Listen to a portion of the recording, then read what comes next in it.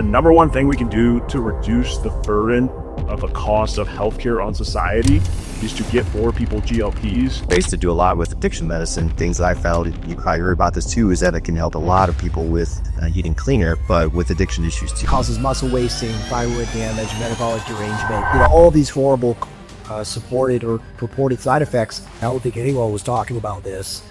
One of the big reasons we see muscle loss with the GLPs is because it decreases thirst.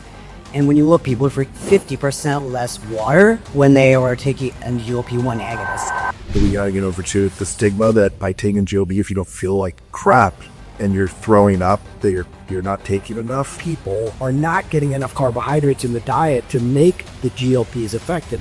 What I find fascinating is sometimes that you'll prescribe a GLP to somebody, and a lot of the benefits that they get back is something that neither of you expected.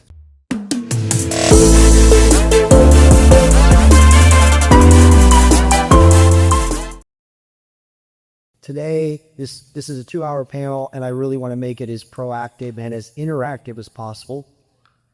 I don't even really have topics other than just kind of some mainstream stuff, but everyone on this panel is really, really intelligent and very, very versed in the latest and greatest in peptides, and just call it novel therapeutics. So we're going to just kind of go down the line, and I'm going to give them some top buzzwords or some topics. I want to start off with GLP peptides because you guys are all familiar how big it is, in the industry, how many normies and mainstream people are using them and they don't use them correctly. And most of the people up on this panel have not only been using them, some of the people up here manufacture them, some of us sell them. So there's a lot that we could give you guys from a feedback standpoint. But again, I would hope that some of you guys have some amazing questions. So I'm actually going to just start down to the right. Betsy, and please introduce yourself again, just for people that might not know who you are. Hi guys, I'm yesterday, Elizabeth Uris. I'm a physician. I've been in this world for about 20 years now. I have a clinic called Boulder Longevity Institute in Boulder, Colorado, where we do longevity medicine, cellular medicine. I've been teaching peptides for about 10 years now, using peptides for a long time. So Jay and I first met a long time ago, and so see this world come a long way. So basically, we are utilizing peptides, probably a little different from these guys, and then probably Dr. Fates, I'm a physician on the panel, so we are using in a much more clinical fashion, and which limits us a little bit, I think, but it's still probably a good world for you guys to some of that. I think we'd be looking at GLP peptides. What's really interesting about them is these came out of the scene. They were for diabetics first, and now we know they're for weight loss. But if you look across the spectrum of society, I think there's a use case for almost every type of person, probably younger, definitely older.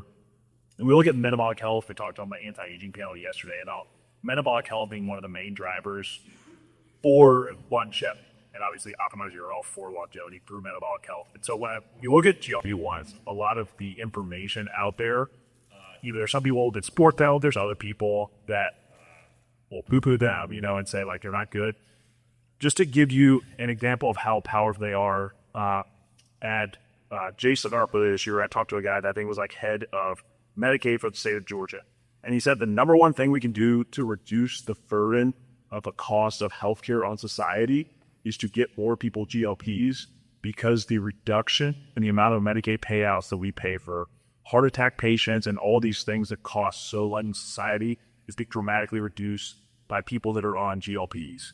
So maybe they're mankind's last great hope. I know there will be many more iterations of them, but I think that's something to keep in mind. They're not just for diabetic people that are weak people. There's a use case, and we'll talk about the nuances of that, because a lot of times it's selected right that people want to treat. So. Yeah, and just to follow on what Hunter said there, in regards to the GLPs, what I find fascinating is sometimes that you'll prescribe a GLP to somebody, and a lot of the benefits that they get back is something that neither of you expected.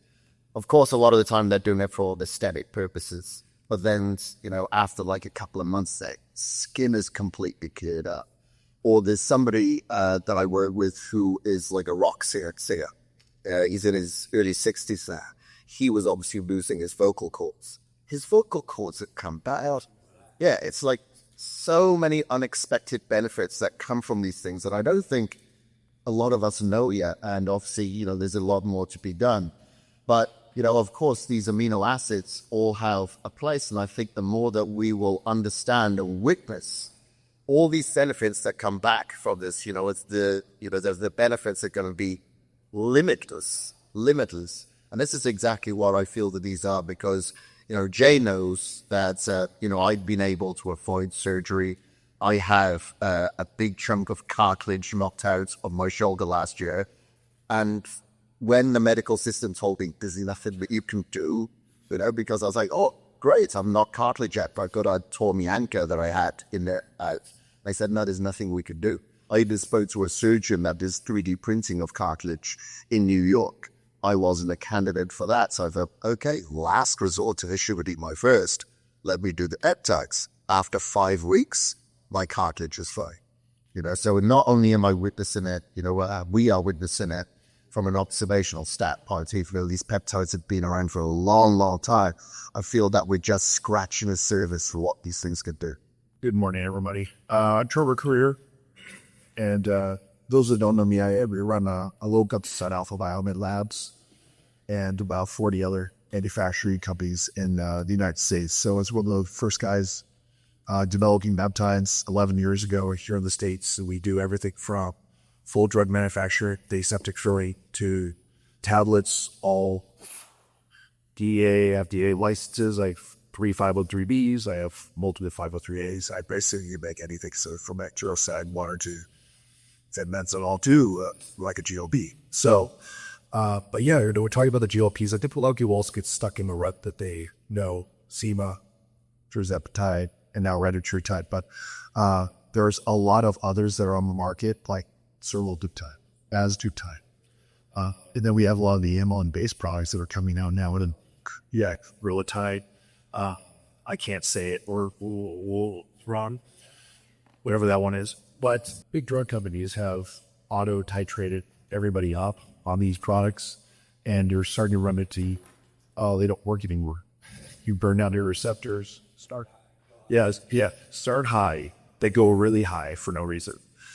So it is one of those things that we're going to have to start looking at the other categories and adding things like Rilitide to get people their receptors back down to a normal state that they can actually still lose weight, not just give out on life, essentially. So just look for a lot of the other fun new products, especially like you were talking about other things, but Semaglutide is actually being studied for chronic fatigue and getting rid of fatty liver. So it actually helps people lose weight and give them more energy. Hey everyone, for those of you who weren't here, I'm Dr. Eric Fates. I do telemedicine. My own company also work with Betsy and more longevity. And in terms of GLPs, I'm sure we're going to get more deep into reasons. I agree. If you heard me talk yesterday, sometimes more is not always fair. I agree with what these gentlemen said, that oftentimes you have to go lower on the dose to get everything else on line too. Make sure you peel back all the layers of the onion. You're addressing any gut issues, lifestyle issues. Some people give this short shrift, but it's very, very forward and off to get well blasted and get better effect. In addition to everything else that I do, I used to do a lot with addiction medicine. One of the interesting things that I found, you probably heard about this too, is that it can help a lot of people with cutting back. It turns down not only the food noise that brain helping with eating cleaner, but with addiction issues too, whether it's opiates, even with alcohol. I've had many, many patients tell me that, alcohol, I can't give up my glass of wine, I can't give up this. And after doing GLPs, they're like, I don't need it anymore. Sometimes that moves the deal. Same with opiates and other drugs. So just it works. A lot of people forget about its effects to the brain. I'm sure we'll talk about more about the anti-inflammatory effects, the protective effects, but from an addiction perspective, cut it back on those vices. Either we all like our vices sometimes, but sometimes it helps with a lot of patients too, and they sometimes gets free. Hello, everybody. My name is Lee Doherty. I work dominantly as a research scientist. My PhD is exercise physiology, interdisciplinary health science. I did a lot of work with the GLP-1s, but I mostly concentrate on the metabolics and looking at the muscle wasting. So I was curious with all the stuff that comes out where it says you lose all your muscle and how much of that's true. So we did I think it was about 9-month study with basically everybody in the county. We could get a doctor to send us. The interesting thing that I found out is they didn't lose muscle. you're supposed to lose tons of muscle. Actually, they lost no muscle, and quite a few of them even gained muscle. I took it. Last time I was here, I think I was like 310. And it's before I started competing. I dropped 100 pounds fat, but on 12 pounds. Oh, that's a beast. So I found that with the GLP-1s, as long as you're still doing enough strength training and stuff, you're not going to lose that muscle that everybody thinks you're going to. It's just if you do the starvation out. Well said, Lee. Really, Milson. So I kind of want to say in the GLP world, because again, it's such a powerful, important topic, I think, in biohacking and anti-aging and longevity. Hunter and I, it's crazy to think, 3 years ago, came out with like a 10 commandments of GLP years. And going from memory here, and these guys can, pick it off or finish it off from what I'm going to say. But basically what he was saying, the rumors that we hear of the mainstream, that it leads, as he said, it causes muscle wasting, thyroid damage, metabolic derangement, all these horrible supported or purported side effects. But the truth is, when they're done clinically and used correctly, and again, defining used correctly is eat enough protein, right? So we want to make sure that we maintain muscle mass, so we have to eat enough protein. And it's usually your goal body weight, not, most people can't really figure out what their actual elite body mass is. So if you're a person that needs to lose 35 pounds or 50 pounds or 70 pounds, or as he said, 100 pounds, you're going to eat what your goal body weight is of protein, right? The next one would be, at the end, there's really no order of these things. I think Hunter and I am in specific order, but there's really no order.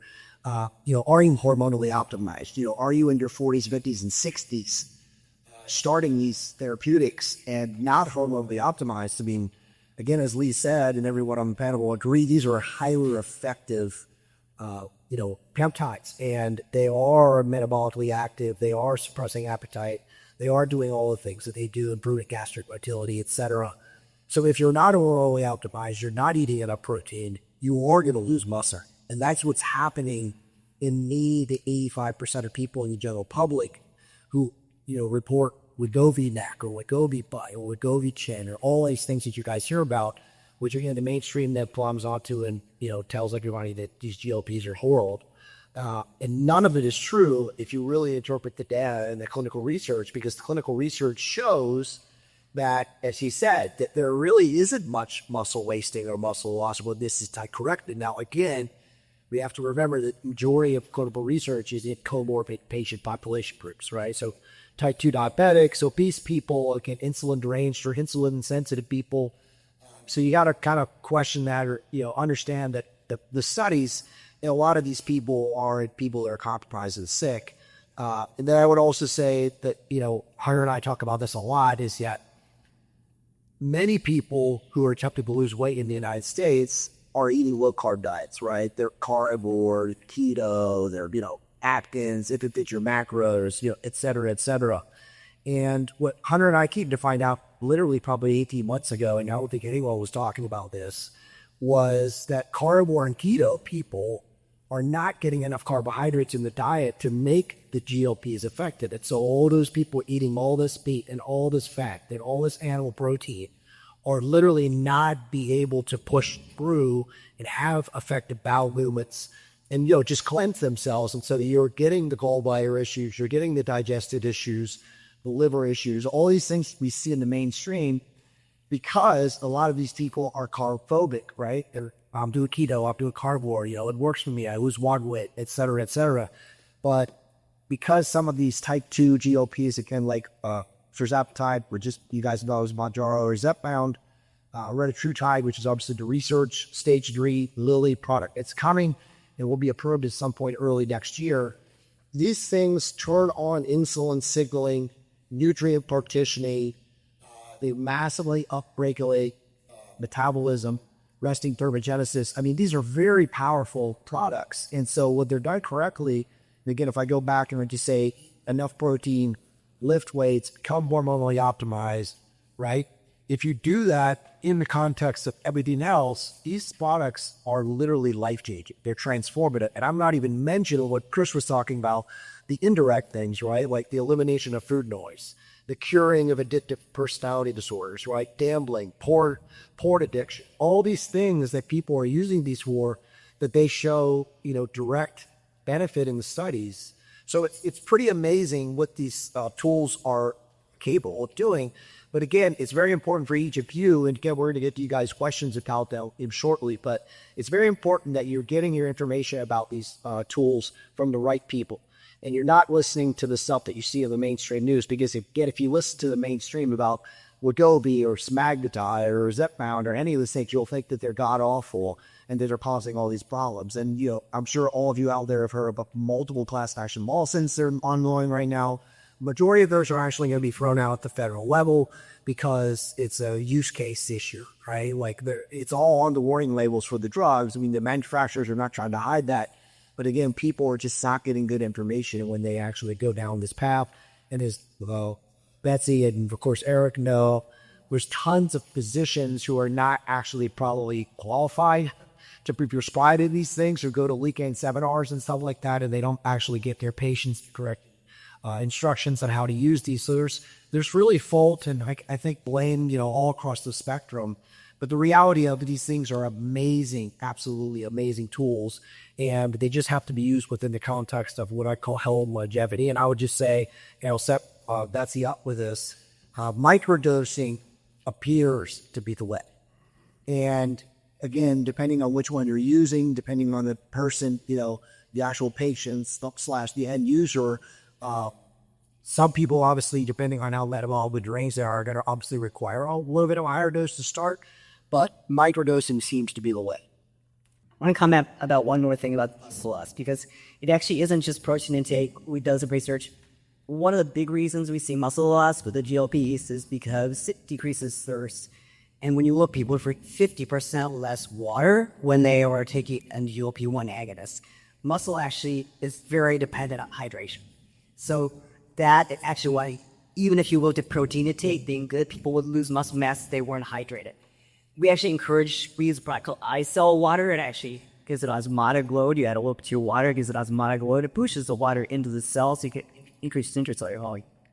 But those who get to like an in-body scan, you can follow that and see that their intracellular water is good, because that's actually a huge piece of muscle loss that gets really neglected to people in the world. I think we all talk protein and we forget about water and hydration. So just why I add that point. It's really important, and we see that really dramatically. And anything that's a D in the GLP-1s, you actually don't want to drink. You really don't want to drink anymore. So your thirst gets really decreased. And Todd, in terms of the microdose, I think the big questions that everybody is, what is a microdose? And there's not easy answer to that, because it is going to be different for different people. My tendency is to, because we don't really know what that dose is, it's going to be particularly therapeutic and still benefits. How low can you go and still be getting benefits? So my tendency is to just find the dose for people that they have zero effect on appetite, they have zero side effects, they feel good. So I'll dose them up to that point and then back it off. If you have any reduction in your appetite, you don't want to eat, if you have any nausea, if you have fatigue, any of those things, you back it down further. If you look at the doses we probably need for things like, so I'm an orthopedic doctor by trade, so I have a lot of interest in joints. One of the interesting things about GLP-1s is their effect on joint health, and it's actually pretty interesting. It's beyond the weight loss effect. We know it's an anti-inflammatory effect of joints. It probably takes a little bit higher dose to see that improvement. So I think that's where you have to kind of dose it up and then bring it down to a tolerate level. For things like neurodegeneration, the dose is looking like you can actually do a pretty low dose of it. But this is, as was said here, these are drugs that I think almost everybody should be on, at least at some dose, especially bang, it's your neurodegeneration in your family. If you have osteoarthritis from joint injuries, if you have an autoimmune condition, if you have long COVID, if you have myocardial dysfunction, all of these things are benefited by this microdose. And again, microdose is going to be, there's not a magic, this is the right dose for you. That's where you really have to find somebody who understands this, because it's not like just going to, everybody needs, 1 milligram or 0.5 milligrams. It's going to be different for each. I think what's interesting too about the microdosing conversation is G and I really started to look at this probably about 18 months ago of like, there's a website I think everyone should write down or do it. It was called glp1plotter.com. I don't know if that's the exact URL, but you can Google it. And you can map out the half-life and the basically like serum concentration of the drug in your system. So we know the half-life of the drug is supposed to be like 6 or 7 days, and so that allows for the once per week injection. I've actually heard people push back on this, that it actually like needs to be a once per week injection, and it's not. But what I started to see, just like myself in practice and coaching people, is that if you look at that GLP-1 plotter, let's just say someone injects 2 milligrams of Tirzepatide on a Tuesday. What happens is you have this spike, kind of like we were talking about yesterday with testosterone. You know, the half-life testosterone typically 7 to 10 days, you would all agree it's much better to do it every other day. But you have this massive spike, and then it kind of goes, and then like day 3 or 4, you're like peaking, and then you're kind of falling off. And so people go on this weekly cycle of like, I inject, don't really feel anything the first day. Day 2, it starts to come up, and day 3 or 4, I'm peaking, and then I kind of drop out. And they're actually kind of going on this roller coaster a little bit. But if you look on the GLP-1 plotter, what's happening is over time, they're actually like reaching higher serum concentration levels and then crashing, versus if you took that same exact dose, so let's say 2 milligrams a week, and you did 4 shots of 0.5 milligrams, you're actually not reaching the same peak serum concentration levels.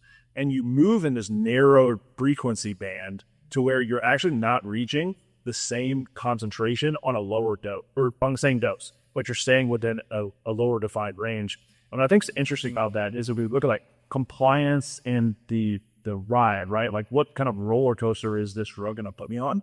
It's actually better to be within that. And then what you see over time is people have more sensitivity because they're not hitting these like big spikes where their gun level are higher in the drug. So I think that's interesting.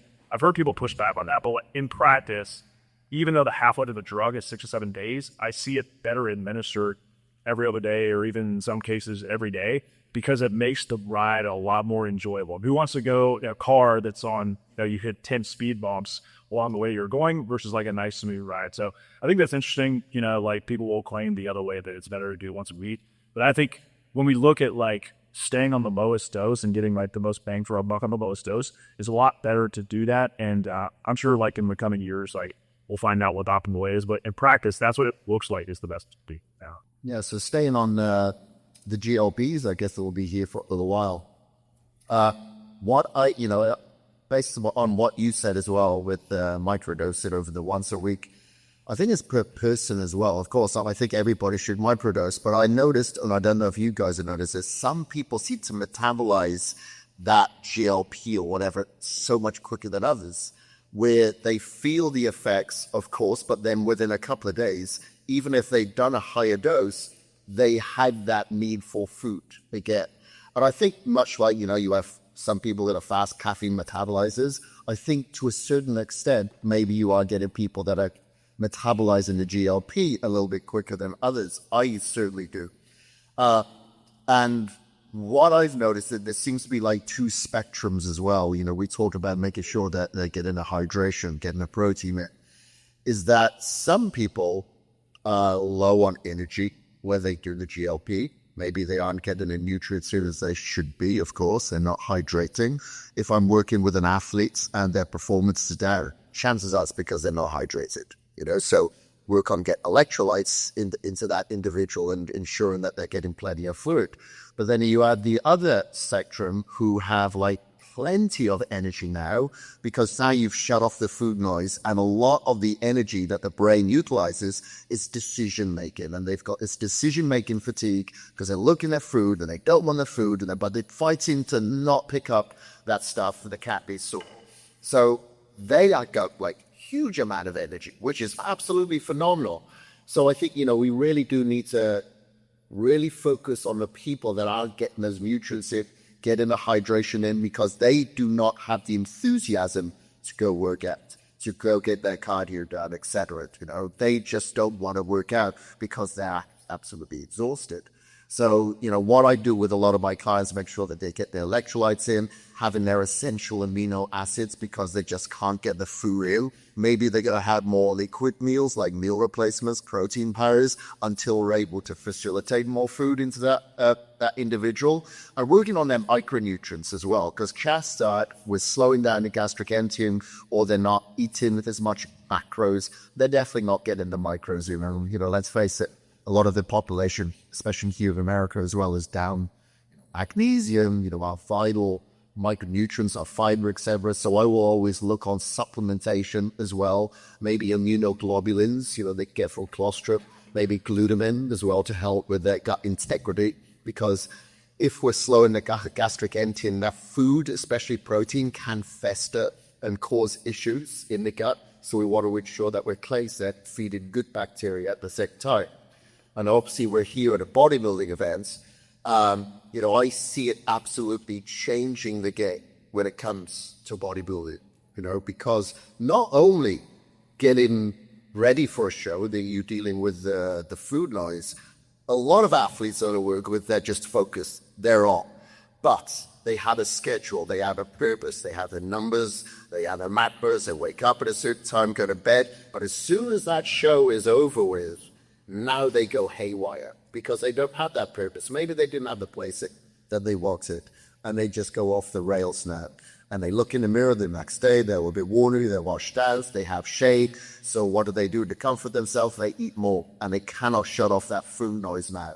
So I have found a lot of success with athletes actually post-show as well as pre-show. Like a lot of female athletes, I'll generally have a little bit more hormonal dysregulation as they're dieting down and getting into the low body fat ranges. So maybe, a GLP comes in a little bit more handy there. But a lot of athletes, post-show, it really, really helps them prevent that rebound that we see. And of course, these athletes don't mind putting in a little sub-Q injection. But, talking about the GLPs, we've got the orforglipron. That is the future as well as an oral peptides. And, there are a big portion. Tirzepatide, baby. 2 tabs in all. But, there's a lot of people out there that just have that phobia of injecting themselves. And I think, that is really going to quash that and open it up to even a bigger category in the future. Let's look about reach out. I want to add just one point before you give the mic to Trevor. Almost all people who suffer from fatigue using GLPs are in the category that you said, also Betsy said. They're dehydrated and their magnesium, mineral, micronutrient are depleted. And again, the standard American diet is a worthless diet, right? So if you're a person that has 25, 50, 75 pounds to lose, as Betsy said, you start taking this, and all of a sudden now you're not drinking water or now you're not eating enough food. You can see where the fatigue comes in right away, right? So it's very easily addressed. I think there's probably a future coming now where there's going to actually just be literally people out there, and we're going to be specific GLP coaches, both in the clinical space and also obviously in the bodybuilding performance space, because they're going to be the ones like assessing the data and understanding the tracking the analytics of what makes a GLP, use or protocol or cycle most effective. Well, I think one thing that we got to get over to the stigma that by taking GLP, if you don't feel like crap and you're throwing up, that you're not taking enough. They're like, oh man, I did throw up today, so I must eat more. The human body is not supposed to lose 10 pounds a week every week for 6 weeks. It's just, if I told everybody in this room that they could lose 1 pound a week, they lose 52 pounds this year. That is a lot of weight. Every tape muscle. It's about slow. It's about getting people to buy in that it's a long-term goal. It's a health goal. It's not just a weight loss goal. And then, we haven't really talked about all these other peptides that you can blend in with these outside the GLPs that are highly effective at helping now, do their jobs, but keep muscle tissue on, help with energy. And then, they still build things. I actually was bodybuilder. We would have GLPs when I was bodybuilt early on. And it's probably the worst thing you could do. I remember I put 37 pounds on in 2 days after a show. And I had pockets of water all over me. It was disgusting. But really using GLPs, it's pretty brutal. But looking at other ways to use things with testosterone, using it with either things like Tesopensy, AOD, Sloop, especially the high dose Sloop now, 200 milligrams. I know that's like a stigma everybody's been saying. They go, believe it or not, I actually get really good results at about 1.5 milligrams when I can my amino 1. But they kind of only last for about 4 to 6 weeks, and then you kind of see those results go. But if you're just trying to get into a bathing suit, prep or a wedding or something like that, there's a much safer ways to go than start being yourself. So you always have to jump to a GLP to lose weight down.